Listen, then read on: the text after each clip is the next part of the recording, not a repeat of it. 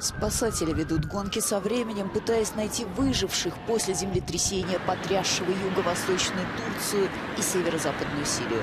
По последним данным, погибли более 6 тысяч человек и около 26 тысяч получили ранения. Президент Турции объявил чрезвычайное положение сроком на 3 месяца.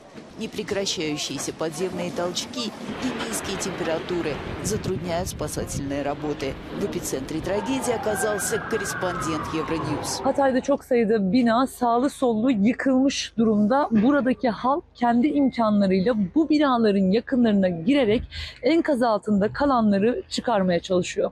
İş makinesi istedim. İlk günden indim ben 5. kattan indim. Abimi kurtarın makinesi alın dedim. Kimse açmadı telefonumu. Benim abim kan kaybından ölük. Ay, ay. Ay, İbrahim eteği, İbrahim'imizin eteği.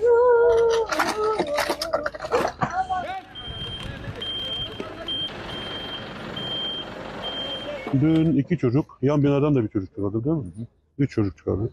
Peki herhangi bir ses vesaire duyuyor musunuz? Yani altta kalanları. Ya şimdi birinci kattaki ses etse ne olur? Duyabilir misin? Duyamazsın. Ekipler peki ne zaman intikal etti bölgeye? Ya dün akşam geldiler de ekipman yok. Çoğunda ekipman yok. Yani gelip bakıyorlar sağ olsunlar, tamam, ellerine geleni yapıyorlar ama yeterli değil. 10 kişi var şu enkazda. Halen 10 kişi var ve muhtemelen yaşıyorlar. Подобную трагедию Турция пережила в 1999 году. Тогда недалеко от Стамбула в Измите землетрясение унесло жизни более 17 тысяч человек.